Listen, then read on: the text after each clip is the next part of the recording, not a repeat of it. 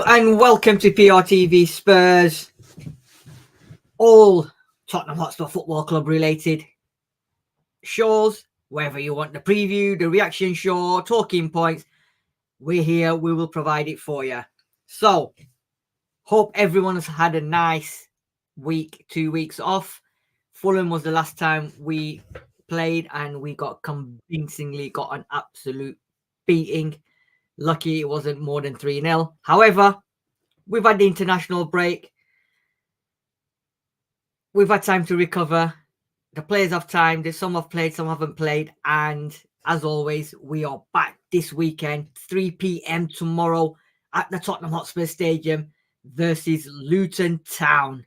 What will Spurs do tomorrow? Joining me to do the preview, as always, are Sam, Spurs for Life, and Mr. Sean Hurl, Tottenham Tifosi. Good afternoon or even good evening, gentlemen. How are we? How has your break been? I know, Sean, you've not been too well, so hopefully you're having a speedy recovery, but 3-0 to Fulham last time. We've had a week to mellow down now. How are you, boys? Oh, well, if you want me to start, can you hear all right firstly? Great, yeah. I'm on my phone, so that's cool. Yeah, just really been... not really been into football, to be honest. It's just been boring. Watched a couple of bits of the highlights of the England game, but yeah, just want the Premier League to get back on so we can get back to winning ways, I guess. Absolutely. And yourself, Sean, how are you? Yeah, I've been, as you say, I've been quite preoccupied. Yesterday I had a CAT scan on my heart. There's something wrong with the old ticker. And my blood pressure's all over the place, but that's probably not been helped by that last Spurs game, to be fair.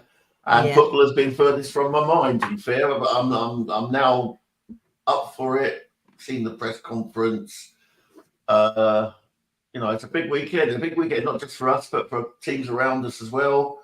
And this is where it's the business end of the season, as they say, and 10 games to go, some big matches to come up.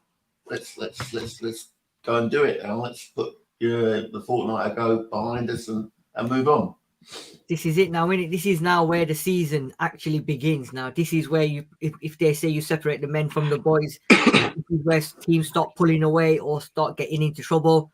It's the last 10 games, and boy, have we got a month and a half on April in terms of games. So, wherever you're watching us from, whichever social media stream, guys, ladies, please make sure if you already haven't subscribed to PRTV Spurs, what you waiting for? Go and smash that like button. Go and follow us, because we will always be here. Wherever you are, we're gonna be there. Whatever you do, we're gonna be there. I didn't get the memo. Oh, no. My ears, the memo, but for years as well. Jesus, Sid Core, it's Easter. Come on. I know, you know how it is. You know what? And it's Ramadan as well, and I've been fasting. And look at me, how hyper I am. I've not eaten since 4 o'clock this morning. I've just broken my fast. So, listen, that's No me. wonder. That's how we are. That's how we are. Right, lads. I was sitting there yesterday, and I'm thinking to myself, do you know what? This is going to be a good one. But unfortunately, in terms of games and stuff like that, there's not much to report, to be fair, because as you will see, as we go right into it, we've only played them lot once because Luton haven't been in the Premiership since the 80s. They've not been in like Division 1. Yeah, it was Division 1 when they were like, I think 89. Is it 89, 88? Might be wrong. I thought it was the early 90s, but yeah. Yeah. With the 90s? Is it early 90s? Well, there you go. There you go. No, it couldn't have been early 90s because Premier League started in 92. Yeah. I'm sure. We'll have to double check. Might be very early 90s. Who knows when Fulham were last in the league, Division 1 or the Championship or whatever it was. Please let us know. This guy, David Clark, good afternoon, good evening. Where have you been? Me and Sean were just talking about you, and we were saying that where has David been? But he's in Leicester, and he's hoping everyone is well. And he's fasting because he hasn't eaten for at least 20 minutes. There you go. Brilliant. Good to see you back, mate. Good to see you back. Back. David is back. Right. So, in terms of this then, we've only played them once. So, guess what? 7th of October, 2023. 5 points to whoever can tell me the score and the goal scorer. First one, fingers on. Becky van der Ven. Yep. That's what it was. Mickey van der Ven. 1-0 to Spurs. That was about it. That was a very, very tough game at Kennel Footwell Road because Luton do quite well at their stadium and we done quite well. We sort of had the opportunities. They had the opportunities as well, if I'm correct. But Mickey van der Ven and a bit of magic from James Madson and Mickey's first goal for Spurs. So let's have a look then. I didn't even get any head-to-heads or anything because there's nothing. There's no previous. Let's just move on to the other graphic then. This is it. So what's the graphic you've got? The one oh okay, sorry. Go on, what are you saying? No, that's 1991, November 1991. Tottenham Hotspur 4, Luton Town 1. There you Wow. go. There you go. You was very right. Very early 90s. There you The go. last time we played them in the top division, it was Division 1. Yeah. And it was an away game at Luton, and we drew 0-0. Oh, Luton must have been unlucky then because they didn't get into the Prem, did they? Yeah. So last 5 meetings then, lads. Luton and Tottenham. Tottenham beat Brighton 2-1. Luton lost 4-1 to Liverpool. Spurs lost 2-1 to Wolves. They lost 3-2 to Aston Villa. We beat 3-1 Crystal Palace. They drew 1-1 with Crystal Palace. I don't know how they played each other on the same day, but maybe, I don't know what it was. Maybe there's a week or somewhere. Spurs 4, Aston Villa 0. Luton 3-0 up. Managed to lose the game 4-3 to Bournemouth. And last but not least, 3-0 at Craven Cottage. An absolute battering. And they drew 1-1 with Nottingham Forest. So, Sam, 3 wins, 2 losses. They've got 3 losses and 2 draws. Again, we ask this same question every time. Does the last 5 games mean anything? Looks like a lottery ticket on there, doesn't it? Not many zeros in there at all, is there? 1. Wow, God, dear. That's all I can say. You know, I don't expect there to be no goals in this game, particularly when I was playing at home, particularly with the way that Luton play. Yeah, the last 5 games, it's inconsistent. It's inconsistent form from us. You know, we've got 3 wins there, but 2 losses. And I think we've been inconsistent in the way we play. We had Mickey van der Ven out last game. So let's see now. We need these guys to show more spirit. That's all I want to see more of tomorrow, as well as a lot more improvement in the standard of play. Yeah. And yourself, Sean?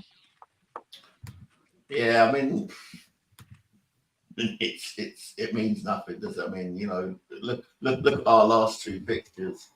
We absolutely walloped Villa, who are one of our competitors, and then we just don't turn up at Craven Cottage. So it's just unpredictable. The only thing I'm holding on to is that Luton have significant injuries and significant players missing tomorrow. I mean, things are so bad for them that Rob Edwards was saying in his press conference that he had to put one of his coaches in to make up the numbers in the training, and his coach pulled his hamstring. So I mean, it just goes to show they are you know, quite threadbare, but they will give everything because they're fighting and they're hoping that, you know, points deductions could save them. So, you know, we mustn't turn up with the same attitude that we seem to have turned up with at Craven Cottage for sure. Yeah. So question to you all then. You knowing that, and obviously that being out in the public domain, it's obvious that the Spurs coaching team, management team all know that same thing, which then feeds into the players. My question to you is, do you think that they will be complacent in their attitude tomorrow because of that fact? Who, Spurs or Luton? Spurs. You know what? We're like a box of chocolates. I'm sorry. You never know what you're going to get with Spurs. Like Sean just nailed it on the head. Aston Villa, you go out there and you absolutely batter the team who have been so well, who have been so good at Villa Park. And we go there and we absolutely trounce them. All right, they lost one man. But even before that, we were in the ascendancy. We were the better team. And then you go and do what you done at Craven Cottage. It's just chalk and cheese, isn't it? And I don't know. Honestly, I can't answer that one, Sam. We're just so unpredictable. Sean might have a better idea, but I think it's just unpredictability, and unfortunately, it's whichever Tottenham wants to turn up on the day. I'd like to know what Sean's thoughts are on that. Yeah. Well, I mean, if you're a professional and you got to be hurting, and I do take some comfort from the fact that in his post-match interview, our captain seemed to be hurting a lot, and I don't think he would want to repeat that kind of performance. And I do expect us to be on it.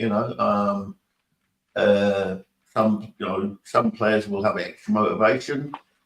For example, if he continues to pick Basuma, I think Basuma's got a point to prove, particularly in this game. But the fact he's been dropped by his national team, I think that they know that the last game was not good enough, and I think in front of our home fans they'll want to bounce back. So I am expecting a bounce back. But go on. The thing there as well is when you said that, Sean, about we're going to be on it. I think you, myself, Sam, you, everybody in the comment section, I'm sure we all thought the same when we went to Fulham and said they're going to be on it, and they weren't. So, and that's the reason for me asking that question, because if they weren't motivated by that, not to say they're not motivated now, and Sean made some good points about home, we're at home, players got points to prove if Basuma plays, etc., etc. But it's now giving me that slight bit of doubt, because knowing what I know about Luton, I'm almost thinking to myself, Luton might try and still play the same way, which means they should get battered. If they try and play the same way, which is what they have been doing in terms of their philosophy, I'm not seeing them change anything, hence the reasons for them scorelines that they've had, then we should really be going and expecting a lot of goals. So is it a lose-lose situation for us, really? Do we just expect to get the 3 points no matter what happens in terms of if it's a 3-0 or a 1-0 or whatever? Because that's how I'm kind of feeling. I'm not like seeing, because I might set myself up for a bit of disappointment knowing what we've just been told. I don't want to have that. I want to see us fight. If they fight, we fight, and we've got to just win the game tomorrow. And I was gonna put this comment up at the end, but I'm gonna put it up now because I think this nails it for me. David's comment here: Luton may not have quality, but by God, they give everything for 90 minutes. So I hope if we are only one goal up, we're strolling and think the game is done, because they will go until the final seconds, and that is what you're gonna get with Luton. I know what you're saying, Sean, about they've got players, whatever, but whoever comes in is coming in to fight for the club, fight for their place as well, and fight for the team. So they will be coming to the stadium and they will play for 90 minutes. And we're going to have to be, like you both said, we're going to have to be on it from the start to the end. None of this 1-0 and let's sit back and try, because Luton won't give up. All right, we're at home. Doesn't make a difference. Teams like that probably have got nothing to lose, so they're going to come to us and they're going to give it to us in every single aspect. And like you said, Sam, it's down to us to make sure we bury that game. We don't rely on what we've been doing quite a lot, late second half performances, to try and salvage or win the game. For me, based on all of those factors going into this game, based on the performance in that Fulham game, they've had 2 weeks now. They've had 2 weeks away from the setup as players. Now, some of them probably galvanised by that, playing for the national teams, and seen some of the results. Others have been staying here and obviously get more intimate training with the manager. So I expect every single player, and he said it in his press conference, I didn't see all of it, but I saw the main parts, said everybody's pretty much available of the ones that we want to be available, and these players should be looking to give us a performance. So when I come to do my score prediction, I'm basing it on that fact. Yeah. I don't want to just see a 1-0 and I'm all just kind of sticky towards the end based on what I know about bloody Luton now. and what these players have put in. I want to see desire, spirit, and tenacity to go into this game and take this lot apart. We've got some massive games in April. We've got some massive games. 100%, 100%. Sean, and you want to add? I'm trying not to be brought down by my fellow panelists tonight, but yeah, I mean, I'm not expecting us to whip them 4 or 5-0, but I'm expecting us to win comfortably. You know, a couple 2-0, something like that. It's not a, you know, I mean, they've got half the team missing. Their leading goal scorers missing. You know, it's, I mean, you know, their club captain nearly died, you know, the other week. So, you know, it's you know, this is a game that, if, you know, we're gonna win. We're gonna win. I'm sorry, I'm not letting you. I'm not saying we're gonna lose. I'm just saying we need to up the performance and we need to bury. This is the kind of game where you want to go and bury the game. That's what I'm saying. In this score prediction, that's what. Yeah, right. We'll do that. Right.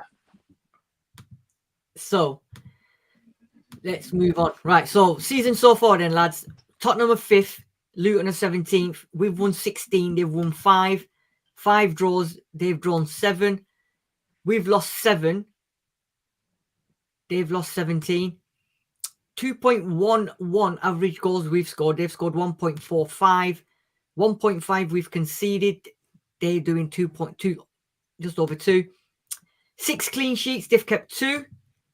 2.39 chances created by Tottenham. 1.38 by Luton Town. 5-2 is Spurs' biggest win. Theirs is 4-0. They've lost 4-1. Worst defeat. We've lost 4-1. Worst defeat. Sean, looking at that, obviously it only means one thing, right? Yeah, they can't keep a clean sheet, so we're going to score. Yeah. And we score more than they do. Yeah. And they concede more than we do. Yeah. And they've had some shellackings. So yeah, you know, that confirms exactly how I feel about tomorrow's game. That's fine. Yep. Sam, I know you like to pick bits out of this one normally. So what I would say is that for a team in the bottom 3, they've got some half decent stats. If you really think about it, average goals scored for a team that's in the bottom 3 is nearly not that far off us, half a goal off us, and average goals conceded again, half a goal off us. So again, they're probably comparable to, I don't know, I'm not just saying this, Manchester United, for instance. The fact is they can't get wins. You know, that's the important thing in the Premier League. Once you can turn draws into wins, that's the difference. So where am I gone? I am here. Right. So I don't know what's happening there. Oh, and I have lost the slides. Anyway, I'm expecting it to be a good game, basically. Right. Now, whether it is or not, we will find out. Oh, what am I done here? Oh. Live TV. Right. So you saw the press conference, Sean? Yep. Go on, tell us more, because I've sort of just got glimpses of it and I just wanted to know about the team news. But our press conference you're on about, yeah? Yeah, our press conference. Apart from the team news, obviously, anything else of significance that Ange said? Cuti Romero might want to play in the Olympics, but he's going to be told to get to France. Yeah. He's expected, you know, I mean, much the same. He had no qualms with people suggesting that Bentancur's broken toe means that's why he's not been playing well. Or he was full of praise for Richie for his brave press conference or his press interview earlier in the week, and you know, he just said he's not really. I mean, they've gone over Fulham, and the players have been let know that it was not good enough. So, you know, with no excuses tomorrow. So, based on that, and Van der Ven is back. So, yeah, Van der Ven's fit and Richarlison's fit. So, based on that, right, lads. Now, you can agree, disagree with me. I don't know, but I'm going off the Fulham performance as well. My team, then, that I would go for and I'll tell you the reasons why. Vicario comes in for me. Pedro Porro, Destiny, obviously. Cuti Romero. Now, I think Van der Ven is fit. We've got 2 games Saturday, Sunday in 4 days. Luton, West Ham. West Ham for me is the more important game, the bigger game. Hence why I think he sticks with Dragusin tomorrow, because is Van der Ven, I know he's ready, he's fit. Can he play tomorrow? Can he play on Tuesday? 2 games, or is it leave him on the bench tomorrow to start on Tuesday? What's your thoughts on that one, Sam? I believe Van der Ven will start tomorrow. Yeah. Because Ange being Angela said, I've not seen all the press conference, but he usually makes things quite clear to me, mostly, apart from when he does his couple of mind game things, that when a player's not going to play. And he was, saying, yep, he's trained this week. He didn't say anything about not sure he's available. And when he says things like that, which is almost categorical for me, Richarlison's available, Van der Ven's available, I think they start. So when you go through the rest of the team, that's when I'll put them in. So yeah, I think Van der Ven starts tomorrow. Okay, Sean. But so just to add to that, I agree with your logic, because the West Ham game is going to be a trickier game. Mm-hmm. But I think you want to see how this player performs, because we should have more of the ball tomorrow. But we should have all of the ball pretty much. Okay, Sean, agree? Me, agree, Sam? You're on mute. Yeah, I can see your logic, Sid, that the game coming so quick on Tuesday night, he might well play Dragusin, because I don't know what it is. It's, when a new player makes his debut away from home, it's always tricky. And I wonder whether that's playing on his mind with Dragusin. So that's a good point. It could be that he wants to give him a home game where he's got a bit more support from the fans. And, we're not up against their really tall striker, because he's one of the ones that's missing. Maybe that I could see that being the team for tomorrow. Yeah, definitely. Yeah, I'm just, all right, he's fit and everything, but Hammy's sometimes, yes, he's had a break and everything, but to play him 2 and 4 games, and the West Ham games is going to be a battle, man. It's going to be a battle. It is more so for me? I don't know. Did Dragusin go away? Did he go away internationally? He did, yeah. So he played for Romania, yeah. Yeah, so that's one of the things, because I think the actual relationship that he needs to build up with those players that he's playing, maybe in the back 4, you need to have a really strong relationship. Back 5, and obviously when he plays, things change. We saw that in the Fulham game. I'm just not sure Ange wants to take necessarily that risk, unless, of course, Van der Ven isn't fit enough to play. But if he's fit enough to be available, I have to take it that he's 90 to 100% fit. And the reason I went with this, I'm not going to lie, is I done this yesterday, and then I heard today that Van der Ven's fit, and I couldn't be asked going back on PowerPoint to change everything around. You're not supposed to reveal the magic, Sid. Sid broke the 4th wall. Yeah, right. So that's that. Midfield 3, he's been getting a lot of slack, but what you said, Sean, against this team last time he got stupidly sent off, so I think he's got a point to prove. Not only because of that, I think he needs to make a point and show his worth now to this team, because like you said, he got dropped by Marley because the manager said he's at this precise moment there's better players in his position, and he's not having the best of seasons with Spurs. Papa Sarr and Maddison for me. Again, 3 doesn't change unless, again, he wants to bring in Lo Celso or Højbjerg, who's got a good shout to come in. Thoughts on that one, Sean? Well, these 3 were more than responsible for our poor performance against Exactly. Fulham. I mean, they were, let's have it right. Sarr had probably his worst game in his first shirt. And Maddison apart from that period just before half time, didn't really impose himself on the game. Again though, he tends to get kicked a bit as ever, and Luton will do that. They will. I mean, they did it. They certainly did it in the home game at their place. So we're gonna have to watch out for him.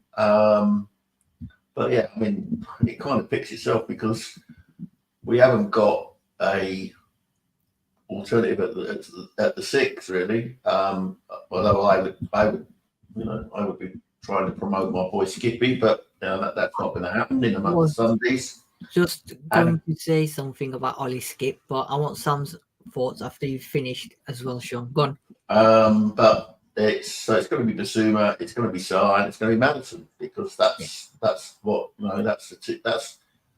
they were the magic 3 earlier in the season that were hauling us to the top of the table after 10 games. So, but they've all got question marks. Madison will obviously be basking off the fact that he came on and saved the game against Belgium for England with a bit of magic.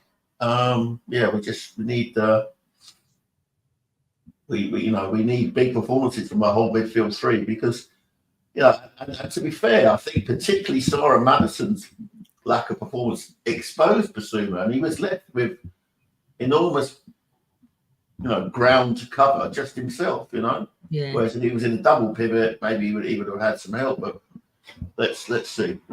I can't see him picking any other 3 than those 3 though. Yeah, Sam. You may have seen me squirming quite a lot in my chair and holding and rubbing my face.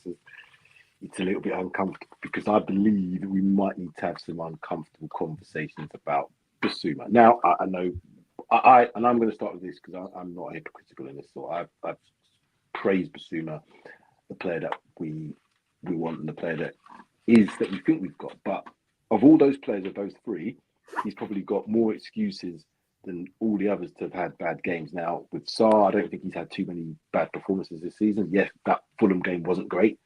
Madison, he's coming back from injury, but we know that we've seen what Madison can do, so he's given us that. Sarr, probably in the first 4 or 5 games this season, we kind of saw, and then it kind of tailed off.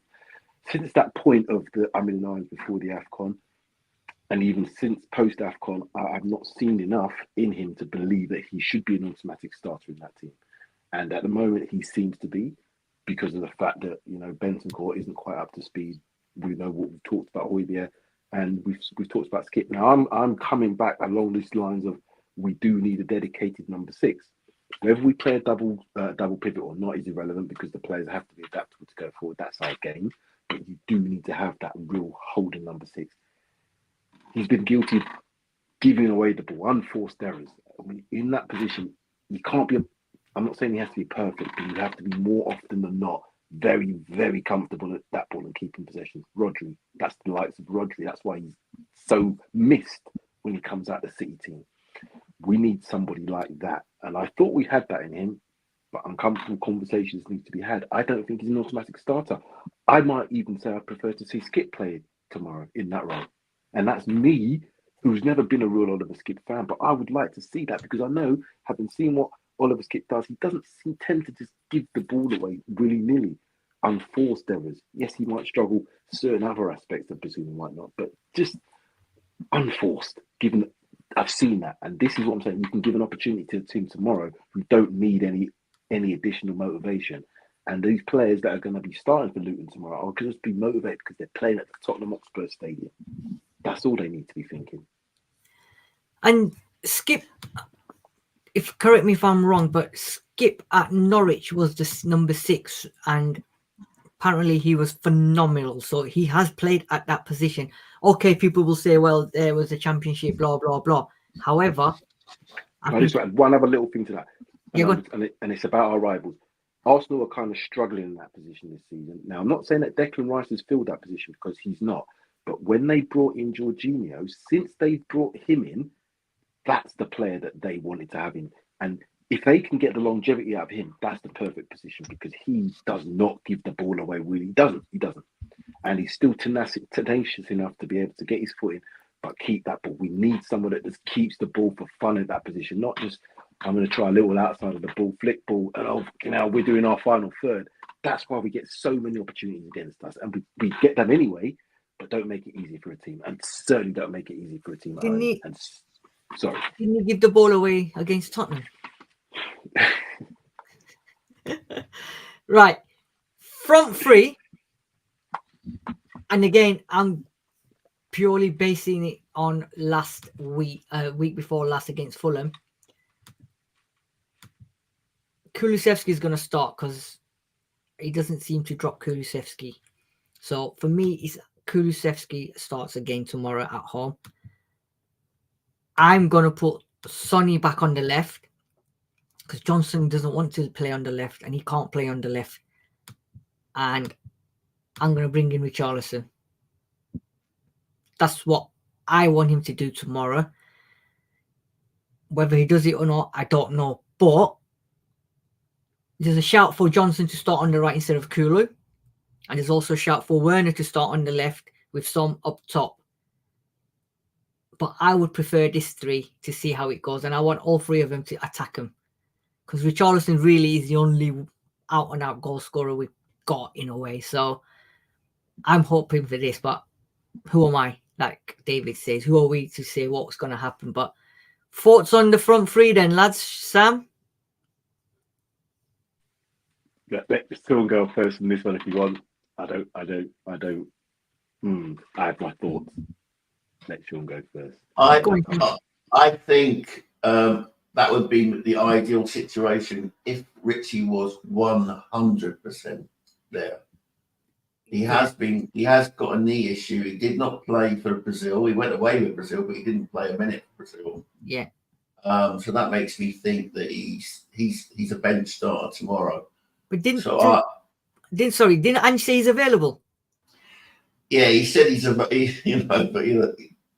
remember we've got a cannier coach than previous coaches. So yeah, I know. Yeah, I think if Richarlison's going to be anyway, he's going to be on the bench tomorrow, which is a shame because he leads the press much better than Sonny does. I think. I would prefer that front three. I'm not going against Kulu. Kulu had a terrible game against Fulham, but he's not got electric pace. We know that, but he does the job for Ange, and that's why he gets picked. And no one covers the distance that Kulu does. So I would go with that. My feeling is that I would have Son in the middle, and I think Werner may get a call because he's obviously he didn't go away with Germany. Yeah. And so Ange has been watching him for the last 10, 14 days.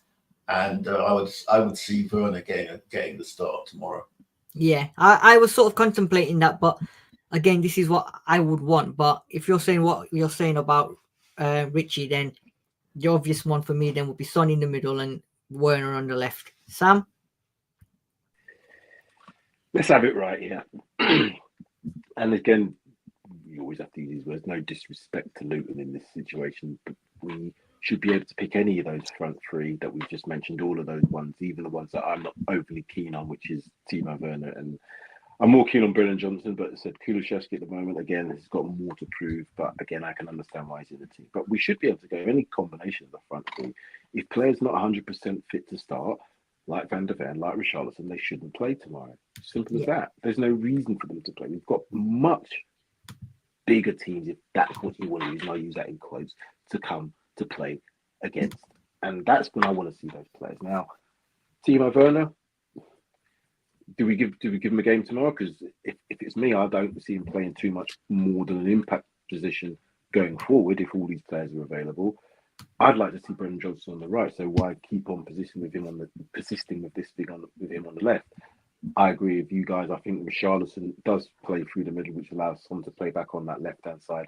But that right-hand side is a little bit up for debate. But for reasons that we've just talked about, I can understand the Kulusevski being in there. So we shouldn't be overthinking who should we play. It should be based on their fitness. If they're fit to play and they're available, as Andrew said, I expect him to play his strongest team. If they're not, and he thinks they're not quite, we've got games to come, I expect him to play a combination. We will find out at 2 o'clock tomorrow what the team will be, and then we can discuss on the reaction show. So that then brings me on to the score prediction, and David Clark's gone in early and he's saying, but he's also saying, what does he know? He's expecting a 4-1 win with a Son hat-trick, but what does he know? I'm looking at... That's what I like to say. David, go on, David. Yeah, this is it. Dino saying Son could score a hat-trick or Ross Barkley could dominate midfield. Who knows? This is it's all about, yeah, exactly, yeah. So, Mr. Sean, what was the scoreline for you for tomorrow? It's going to be a comfortable 3-1 win, and Son will score at least one of them.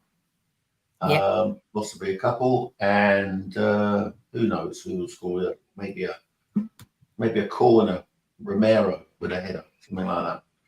Okay, 3-1, no problemo. And Sam, what are you saying? Well, it's not going to be 0-0, so I'm not going for that scoreline. I think it's going to be quite a heavy scoreline from our perspective. I expect us to score 4 goals tomorrow. But I do expect Luton to get one somehow. I think we'll probably gift them a goal somehow. 4-1. You're going 4-1 as okay, so we've got 3-1, 4-1. So a couple in there, and maybe a couple of someone from midfield. Let's go with a Son, and let's go with a set piece as well. Cutie to get one tomorrow. Okay, I'm going with 2-0 to Spurs because. Yeah, do you know what? Dangerous. It's not dangerous. It's just it's who we are. It's who we are. If I say 3-0, 4-0, you know what? They're gonna make a hard game out of it. So I'm gonna go with 2-0. I know it's not the result people like to sit on 2-0 because it's one of them score lines, isn't it? But dangerous scoreline, man. Because when you say, are you saying a comfortable 2-0 when you score the first 2 goals in the first 5 minutes, and then you're thinking, are they going to score that next goal? It'll be a comfortable 2-0. It'll be a comfortable 2-0, and especially for what Sean is saying about their injury list, and you know, I think it'll be a comfortable 2-0 to Spurs, because if you look at the league table, I'm not even going to talk about the top 3 because they can forget. Look, Aston Villa 29 games, they're on 56 points. Tottenham on 28 games, 53 points. We've got a game in hand. We're 3 points behind. They've won 17. We've won 16. Both drawn 5. Both lost 7. They've scored 60 and conceded 42. We've scored 59, conceded 42. 18 goal difference to our 17 goal difference, and 3 points and a game in hand separate. So it just proves how important that Fulham game was, because had we won that, we would have been level on points with them, you know. But it seems to be like a neck and neck in it. This is going to go, I think, to the wire. As it should do. Well, probably as it shouldn't do, but it will do. Sorry, it will do, because that's the nature of this game. This is it. Results. There's going to be results that we're not expecting, and I hope tomorrow's not one of them. As I said, I think it's going to be comfortable. It should be comfortable. Yeah, and just to say, when I said comfortable, David's right. 98th and 103rd minute.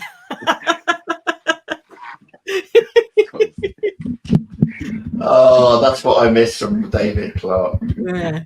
You know what, David? I won't put it past Tottenham. This is the thing. I would not put it past Tottenham to do that tomorrow. And we're going to come back on Sunday in the reaction show and say, David, well done. No way. I'm not sitting through that. No way. Yeah. No way. Right. So that is that. The preview show. Not much to talk about, really, because there's not history between us. So, but at the end of the day, the bottom line, we lost to Fulham. We go again tomorrow, 3 o'clock kickoff. We go there, we get the 3 points, put the ball back in Aston Villa's net 4 times, and tell them, right, guys, come at us again. I'm hoping for it to be a good game. I'm sure we're all are. You're predicting 4-1. You're predicting 3-1. David said 4-1. Dino Dinosaurs decided not to bet because he hasn't got a clue what's going to happen tomorrow. Everybody else, thank you for joining us. Make sure, if you haven't already, subscribed to PRTV Spurs Paxton TV. Make sure you give us a like, give us a follow. And as always, make sure you join us for the reaction show on Sunday, because we like to take a break straight after the game, cool down, watch it several times, then come back with a blank face and talk about the game from the day before. So Sunday will be the reaction show. Sam, thank you very much as always. Sean, thank you very much as always. And as always, thank you to everyone in the comment section, wherever in the world you're watching us on whatever social media. Have a great evening. Enjoy the game tomorrow. And as always, come on, you Spurs! Come on, you Spurs. Develop, super explore.